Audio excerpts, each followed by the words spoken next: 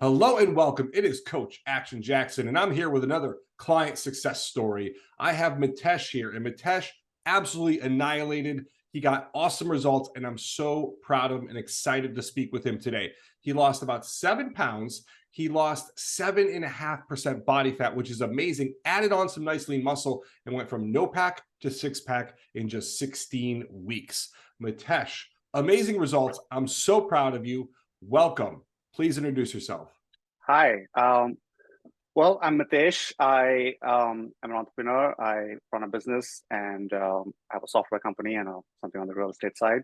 And yeah, I was hitting 40 and I wanted to get back on the health bandwagon. So here I am, 5 months into the program. Mitesh, you look amazing, awesome, incredible. And we will get to the results that you got a little bit later, but let's kind of pull back a bit and let's talk about kind of where you started before you got into the program.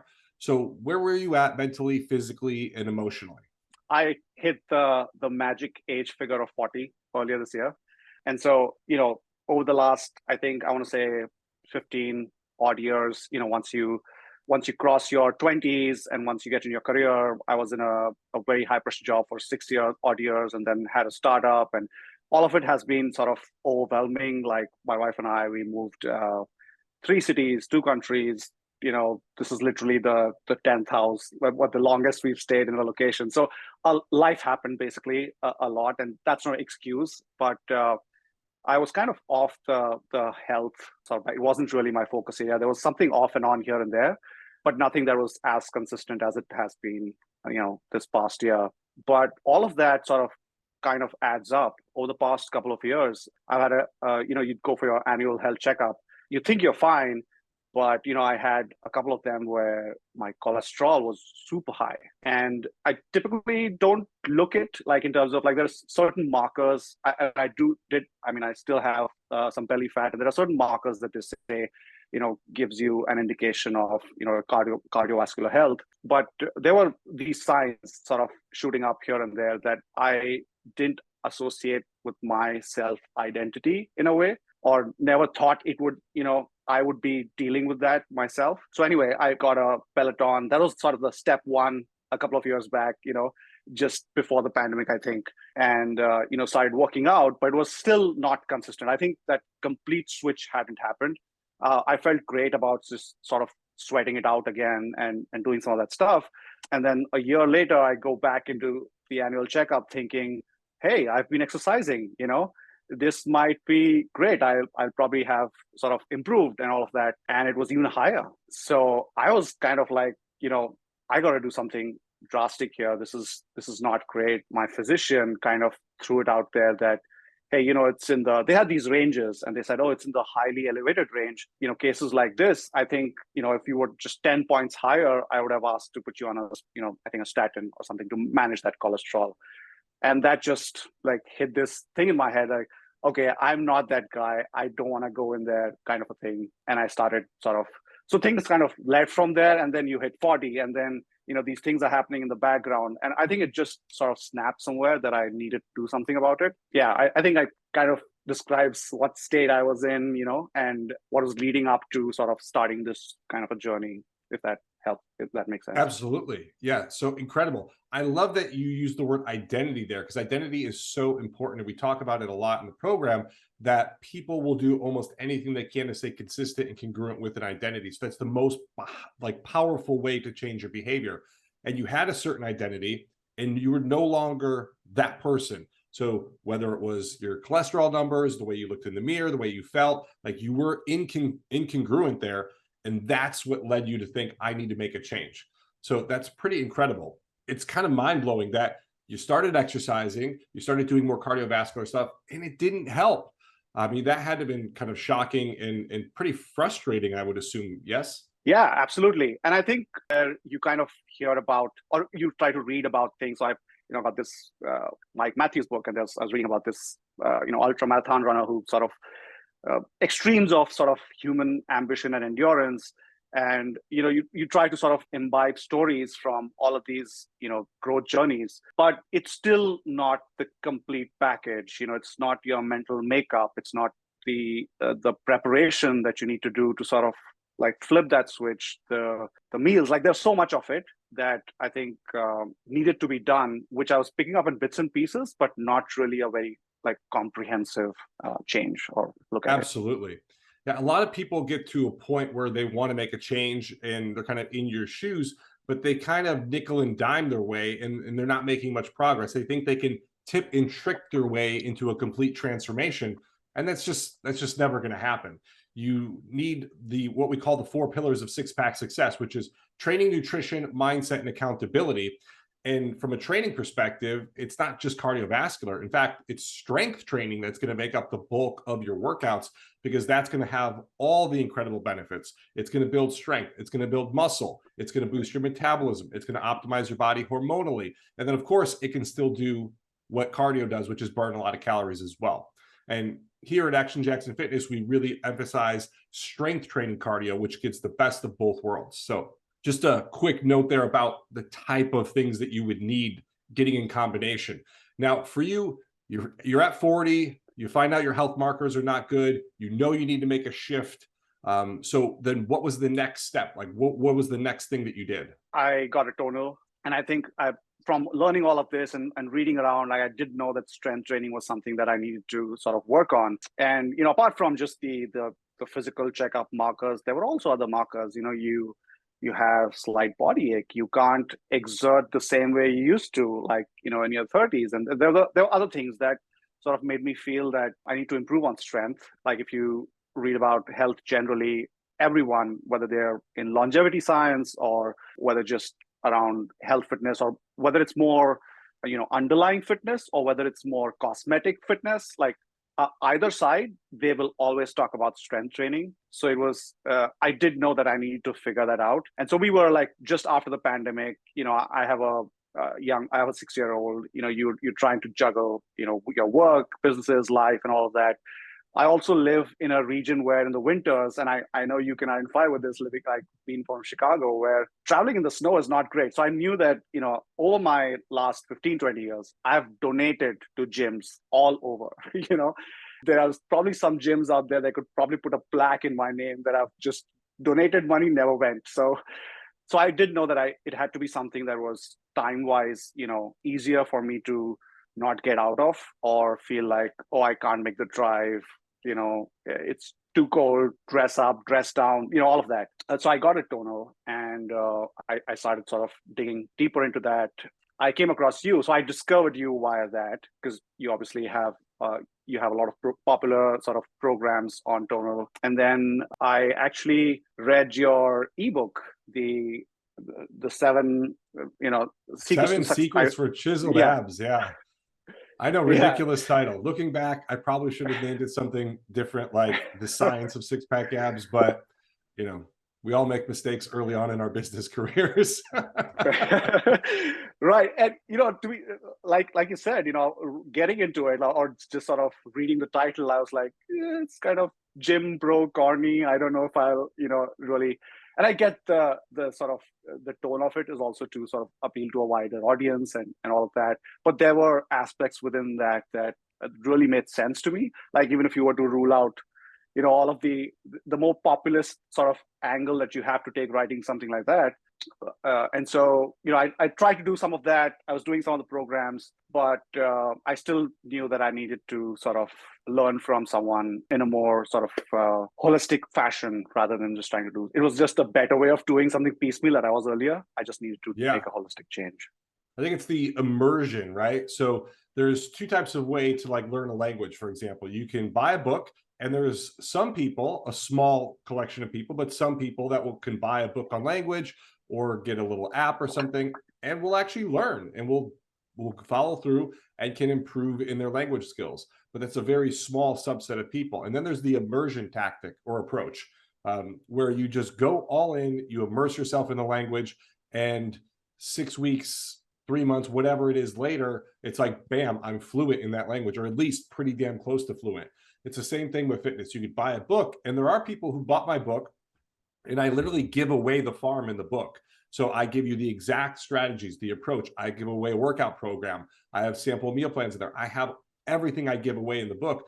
But there's only a small selection, a very small selection of people that are not only going to read the book, because I think it's 10% of people actually read a book that buy the book. So they're going to actually read the book and then follow through on the book. So it's, you're looking at like 1% probably of people that actually buy the book that implement, execute, and actually get some sort of result from it. The other group of people need the immersion approach, which is I'm going to invest in myself.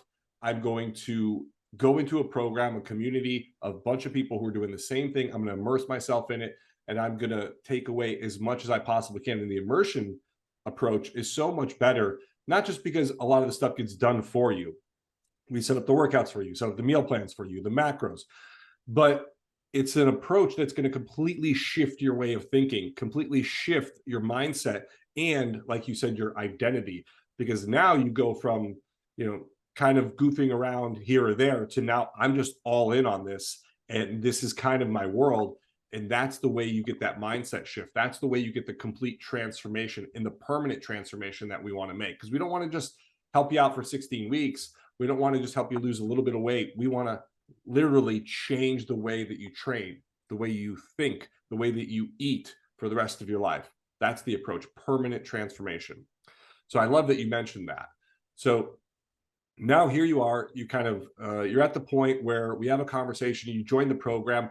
What were some of the obstacles or things that you faced, especially early on? Because for a lot of people, when they first start a program like that, they're most excited. And there's this big wave of motivation that they have. Psychologists call the motivation wave. So that's exciting, but it's also difficult because now they are immersing themselves, and it almost feels like you're kind of in the deep end of the pool and you don't know how to swim very well yet. So what was that like? Yeah, absolutely. I gotta say, so I gotta say one of the better things about the program was the emphasis on preparation and mental makeup pre anything, and I think that sort of helped a lot. Just sort of going over, so simple things like going over next morning's workout and just sort of thinking in your head, all right, this is what I'm going to do. Because to tell the truth, the entire first phase, I think phase one, I was not able to do like complete all of it in the time frame with the same reps. It was exhausting. I was just not up there. And I was taking a toll on my body. It was like I would get up each morning with aches so severe. I was like, I don't know if I'm gonna be able to work out today. And I think I messaged you once, like early on in the program, saying that, hey, those leg raises not working out for me. I couldn't even do sort of and you said just keep going, like even if you have to take break between reps. I think that's what I did. So what helped was the prep, like just that mental makeup. And I still sort of couldn't do it, but that sort of at least helped me still get through it somehow. And slowly and steadily, sort of like phase two, phase three, phase four, like I found myself being able to complete it better and better. So sometimes like there'd be days where I would need more rest than the one planned for Of between course. sets, especially in once the density training began. But I knew that my goal every week was to improve my time upon the previous week, and then just set that as, and it's great that Tonal is able to sort of give you that summary and shows that your time under tension was X, and this is the time you took last week compared to this week, kind of just that metric. So I kept that in my head and just sort of kept going, but it was tough. So what kept you going during that time? Was it the support of me saying, hey, you can do this, keep going, like you're going to be okay, take longer rest? Was it that like assurance? Was it the encouragement? Was it the community? Like what kept you going? Was it just your drive that you were going to do this no matter what? Like what was the thing, or maybe a multiple factors that kind of kept you going during that difficult point? Because some people will quit at that point, and some people, obviously like yourself, are able to push through and get fantastic results. So what kept you going? All of it, like you said, reaching out to you to make sure that, to at least get that reassurance that, hey, this is common, it happens, just keep going, kind of a thing. The community, of course, like you see other people's results, how they're tackling it. There is the community that you have, as well as the larger Tonal community as well, and you look at and learn from people's experiences. So it was all of it. And I gotta say, like some might not think it, but a great workout playlist is absolutely essential. And I think, in one of your initial sort of reading material, I think you mentioned somewhere about your pump up song, right? And you had your one put out, and I was like, that's a good idea. Maybe I should sort of compile a nice workout playlist. There's this subliminal thing that just gives you energy, pushes you forward, and couple that with the mental makeup, the preparation, the voice in your head, all of it just sort of snowballs and that helped me keep going. Oh, that's fantastic. So a little bit of support, a little bit of the community, seeing other people's results. I find that to be so incredibly powerful when you see other people, just regular people like yourself that are just going through the program and you're like, wow, this person's ahead of me, or wow, look at the results they got. I can do this too. That's incredibly powerful as well. And then there's all these little kind of tips and tricks. So I talked about earlier, like you're not going to tip and trick your way to six pack, but once you have the strategies in place, and now you have these big things, that's when the tips and tricks can be really beneficial to push you through and over these little humps or these little obstacles, whether it's keeping going during a workout, getting amped up for a workout, or other stuff. But Tony Robbins would call it a ritual. Having these rituals when it comes to whether it's your training or your nutrition or other stuff, which are just good, healthy habits that can really put you in the right mindset to do things. And that's so critical. And it's something that we preach and teach to all of our clients. And it's a pre-workout ritual. It's a workout ritual. It's a post-workout ritual. It's your meal rituals, because these are the healthy habits that are going to keep things ingrained and get you into, again, the mindset to perform at your best. And most people just show up for the workout. They haven't even looked at it. They don't know what they're doing. They get to the gym, or they get in their home gym or whatever, and they're like ready to work out. And they're like blurry-eyed. They're not ready. They don't know what they're doing. And then they just try to go through the motions. And it's like, that's not going to give you the best results. If you want to perform at your best, if you want to look like an athlete, you got to start doing the things that athletes do. And that's, again, what we get you back to in the program. And I'll just pull one more powerful thing out of what you said, looking at things the night before. It's called like organizing tomorrow today. And when you do that, there's this psychological thing that happens in your subconscious where your brain goes to work on that thing. And it literally is like the 10th time you do the workout than when you review it the night before. And that's so incredibly powerful, because now you get there and you're like, I've already done this workout 10 times. And your mind just replays the video. I learned that from an interview with Michael Phelps, where he talked about how he would visualize not just the perfect race, but a race where things would maybe not go so well. And then when he got into the race, he would just sort of play the recording back. And he won gold in a race where his goggles they completely filled with water. And the interviewer said, how did you do that? Like, you were completely blind. You couldn't see. How did you win the gold? And he said, well, I had visualized that race so many times, and I had visualized that happening during the race, that I knew exactly what to do. And I was like, whoa, that is incredible. And when I started to use that technique, it started to work really well for me. So that's why, obviously, I shared it with all of you. So that's a great I think, tip for people to really use to try to get their best workout and get their best, whether it's meal prep or other things. So now let's talk a little bit about, you get over that initial hump, you're pushing through, you're leveraging the progress principle and progressive overload, you start to make the improvements. How long was it before you started to really get excited and build momentum? Because we talk about momentum being the key to getting long-lasting results. How long did that take? I'm not sure. I think maybe it was probably month 1, month 2, because I think it's structured to sort of really do this insulin reset right from the get-go. So you see some of that, whether it's water weight or some of that change just drastically happen immediately. And whether or not you see it visibly, but you feel it, and so I think that sort of momentum was there. So it set the tone for what was to follow. And then, as the phases go on, you're never in your comfort zone. Each phase has its own element to it. And there's always something new to look forward to.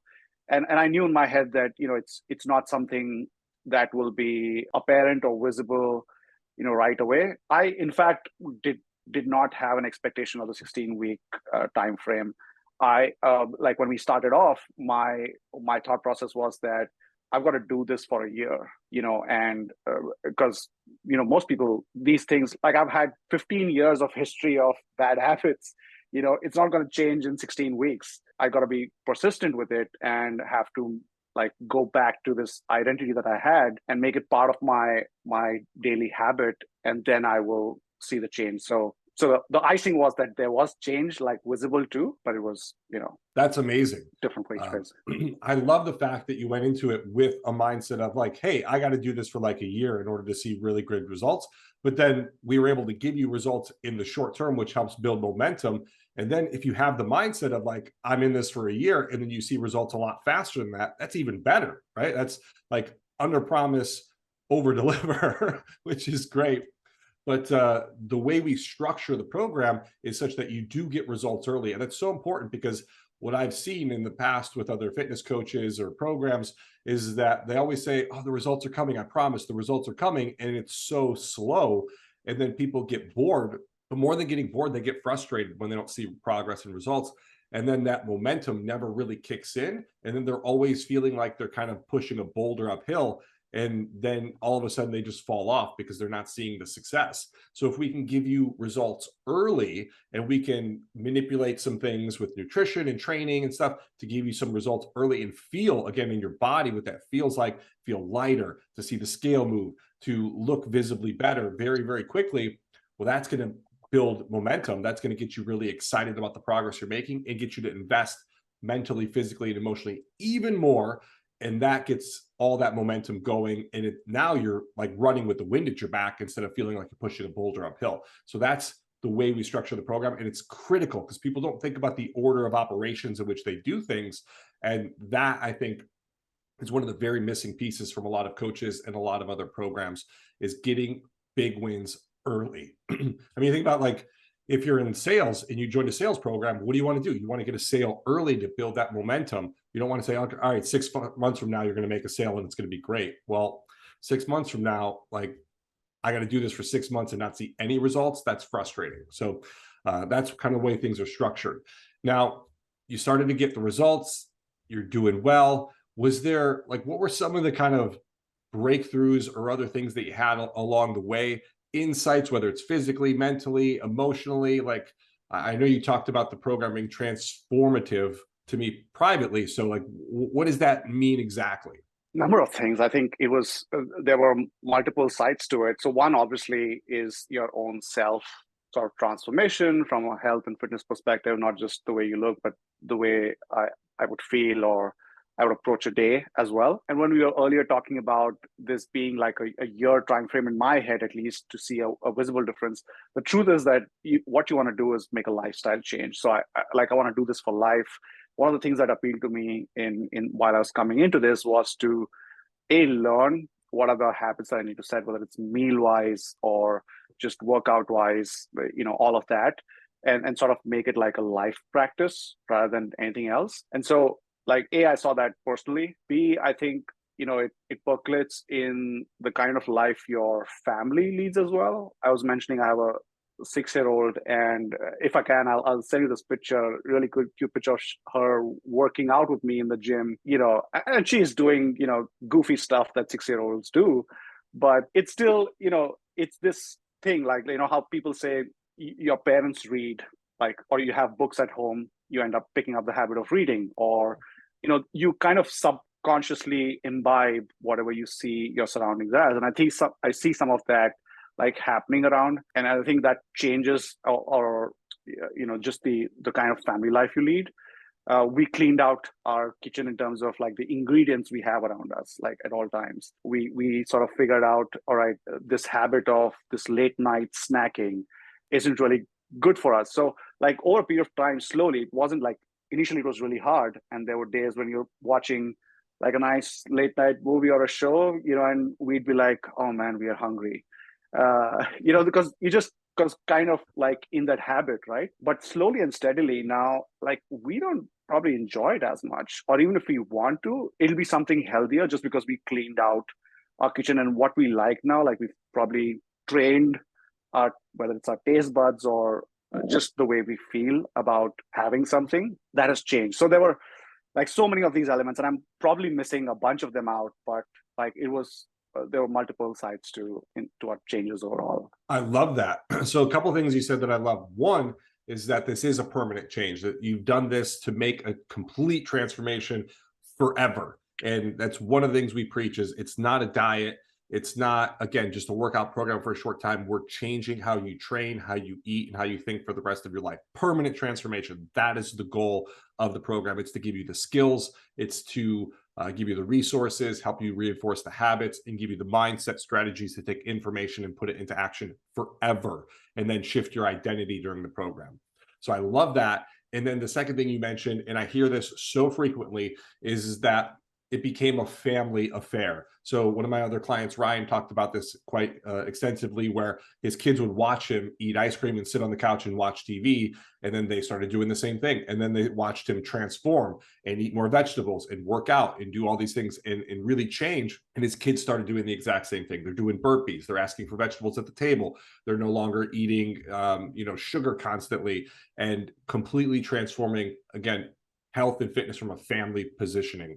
And me, I saw my dad working out when I was 5. I got my first weight set when I was 5. And that was transformative for me because that got me in the habit of wanting to exercise and knowing what that feels like and pushing my body. And that was just completely like, it was one of the best things that ever happened to me because that's gotten me to this position here by ingraining those healthy habits very young. That helped give me a foundation for it later in life. You're setting up future generations for success, which is incredible because we think about this obesity epidemic in the country. Every 36 seconds, I think I'm getting the stat right from the CDC's website or something. It's like every 36 seconds, somebody dies of a heart attack, I believe, or has a heart attack from heart disease. And if you think about just the incredible epidemic we have when it comes to obesity in this country and health and fitness, and while it's becoming more popular, it's still a big, huge uphill battle. And if we can impact future generations by setting them up with healthy habits, that foundation, wow, now we have a fighting chance to really make a big lasting change in this, right? And you're doing just that. You're setting up your family with healthy habits and this more fitness sort of mindset, which is going to serve them. It's going to help them live a longer, active, healthier life. And then it's going to set up the next generation and the next generation and the next generation. It's like generational wealth from a health and fitness perspective. So I commend you for that. That's incredible. So I'll recap the results one last time, and then we'll see if there's any last things you want to share with people. So you lost 7 pounds, you lost 7.5% body fat, you gained a bunch of muscle. We'll obviously throw up the photos, and no pack to 6-pack, crazy transformation. You also got some really nice size and definition in the chest and the shoulders, upper body, the V taper, the back, everything looks incredible. I'm so proud of you. I'm very excited for the progress you made. I want to commend you for all the hard work, for sticking with it through the difficult times, overcoming the challenges, and really becoming the person you are here today in front of me. I'm so impressed. I'm so proud of you. And I'm so thankful because not only doing it for yourself, but also doing it for your family. It's incredible. I appreciate you. And I want to say thank you. Any last thoughts you want to share with people? So I mentioned earlier, the numbers around it were, I was at 210 around total cholesterol earlier. And I just did my annual again last month, and it came down to 146, which was a huge change. It's still not in the absolute sort of perfect stage, but it was such a short duration. She kind of asked me, like, what have you been doing? Because I'm sure she hasn't seen sort of such a drastic change. And she knew that, when we last spoke, she told me that, all right, you have to do 150 minutes of exercise per week. And, the other side note was that we have a dog in the house now, and I would take him out for a walk every day. And I thought, oh, if nothing else, I have those 30 minutes of like a walk kind of a thing. But I mean, quite frankly, those are all excuses. You need to really make a lifestyle change.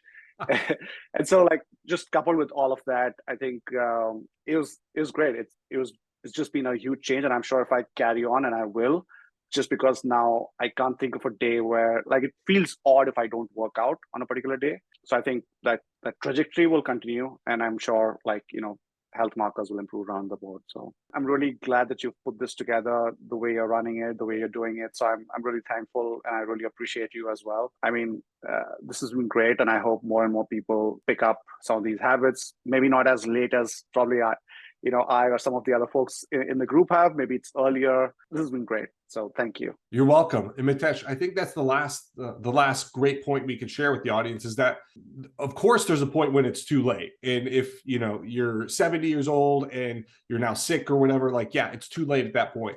But you're 40 and it's still not too late, even at 40, even if you're in a bad spot, or even if your cholesterol numbers are high, like your words, and your markers aren't looking good, or you feel like you're not quite in the shape you want to be, or even if you get really out of shape, like, it's still not too late.